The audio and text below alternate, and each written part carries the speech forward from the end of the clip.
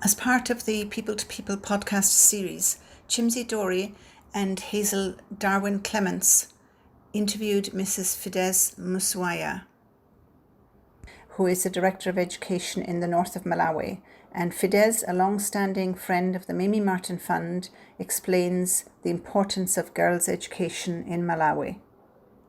So I'm Mrs. Fiddes Msowoya. I'm the Director of Education, Youth and Sports. It's like I'm looking at three different ministries: education, youth and sports. And then it's in Mzimba district, the northern part of the country. It's the biggest district in the country. So the charity is like, it is like beginning from a family background where there was this Mamie Martin who was interested in girls' empowerment. We have been interacting, we have been exchanging ideas on how we can empower girls. And I've been telling them, and I'll keep telling our colleagues there, that once you educate a girl child, it is really an asset in the country. And besides the country, it is also an asset for herself as well as the family.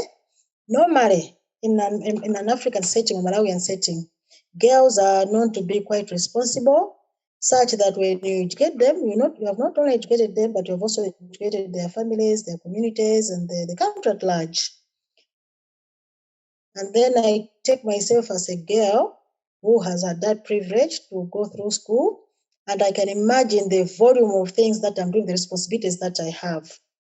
And in Malawi, of course, this time around, they are kind of diverting from that thinking. But mostly the thinking is like a girl is just a subject in the home. And when she gets married, she just has to get instructions from the husband, be it bad or good, she must be submissive. So it's again from that background where if a girl has been educated, she's able to negotiate a lot of things in the home. And then even the males, the husbands, would like pay respect to such a girl, a woman whom they have married, because they are actually educated. She's able to take care of the kids in the home. She's able to make well-informed decisions.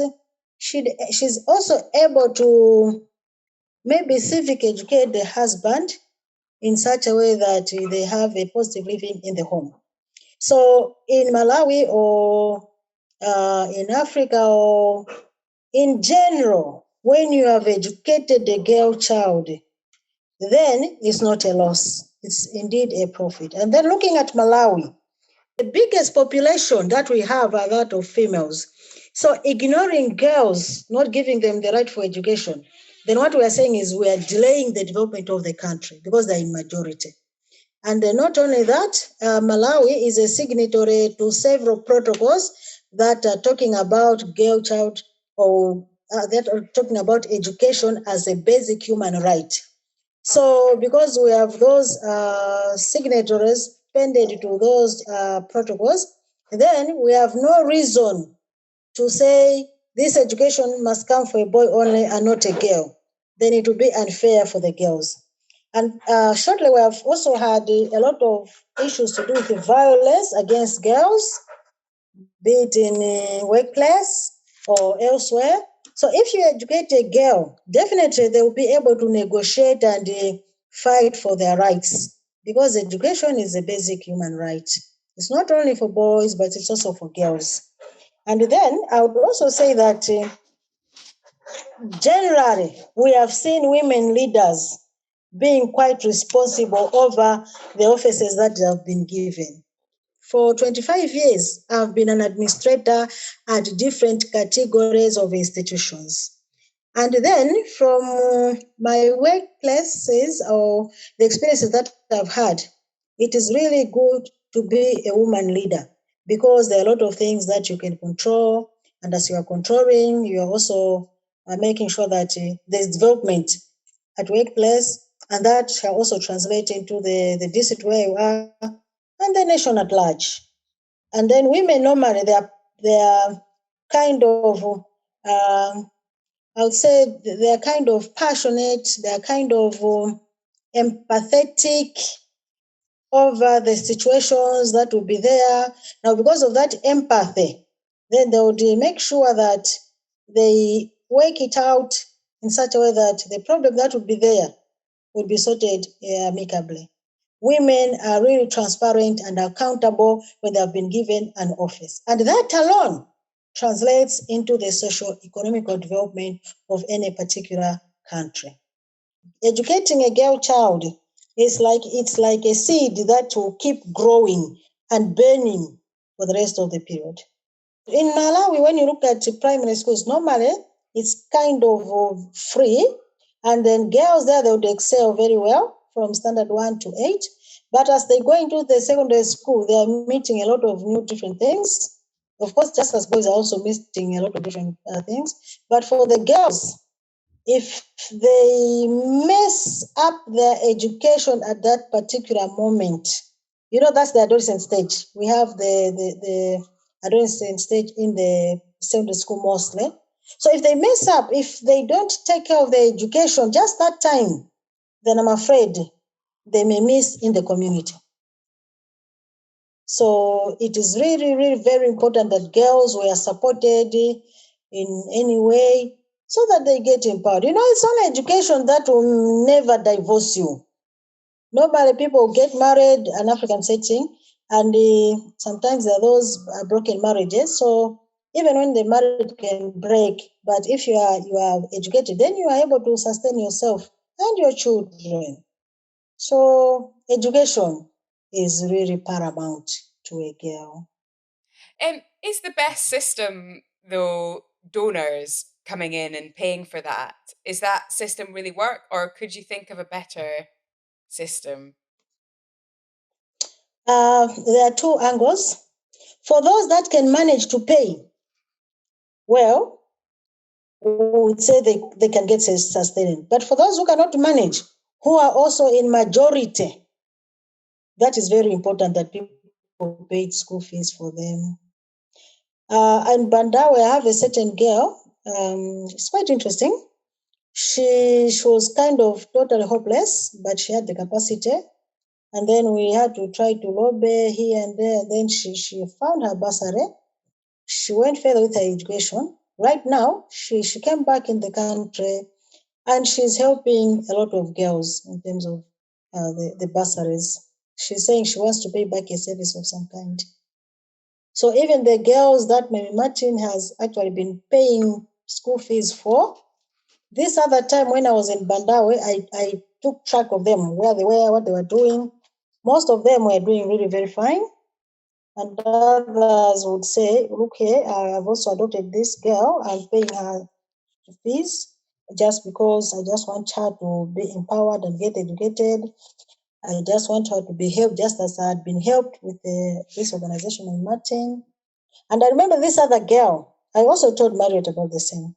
She went to marriage and it was she was the second wife. So we had to plead with her to come back from that marriage. And we said, look, here, there's fees that my Martin is offering. Can you come back to? So she accepted. And right now it's a testimony to say she went through Mzuzu University and now she's a secondary school teacher and she's fine. She's supporting herself. And then they're also married to the very same man whom we withdrew her from. So they're living a happy life and they have a kid. So for us, we feel like this bursary is really assisting. When they're just getting married, it's like they enjoy the marriage. But as time goes on, men normally would want to go back to their first wives. And that's why the second wives have a lot of problems. So that's why I say that if somebody was educated, even when they deliberately wanted to be second wives, and if they have been abandoned at a certain point, they'll still have to sustain themselves because education is making them do whatever they want. They'll have to, once they're educated, they'll either get employed or they'll employ themselves, and then they'll be able to have the means to sustain themselves. So that's what I can say. Because normally when men, experience has it that when they are marrying for the second time, they do not totally divorce the first wife. It's like maybe they had an disagreement, then decide to marry again. And even when they married for that second wife, it wouldn't be like 100% loved.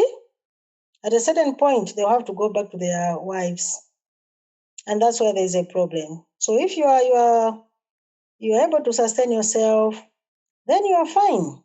Even when that man went for good, it's fine.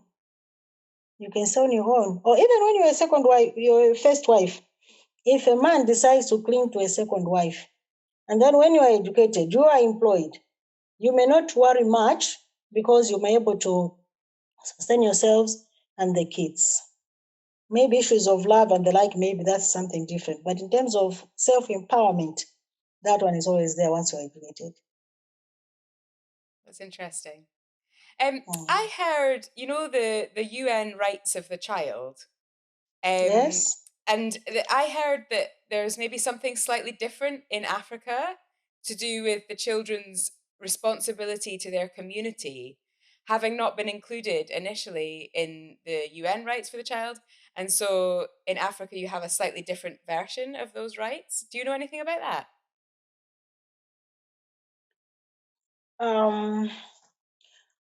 Of course, like this time around, we are moving towards that because we have had several partners in development that are coming in. We would call them NGOs or just donors or partners in development.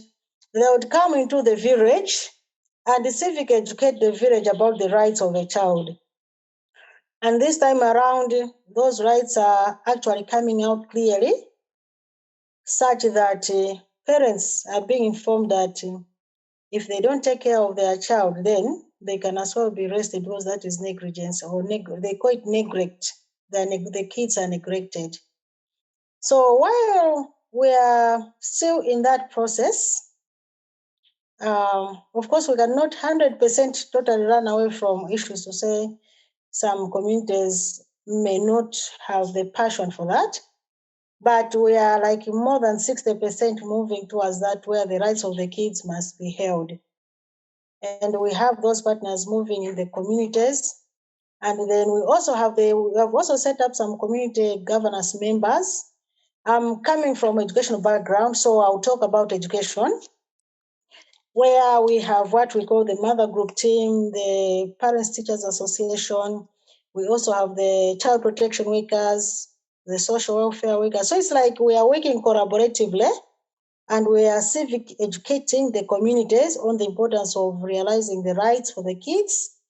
And the most obvious one is that of right to education, right to health, right to be supported by the parents, and so on and so forth.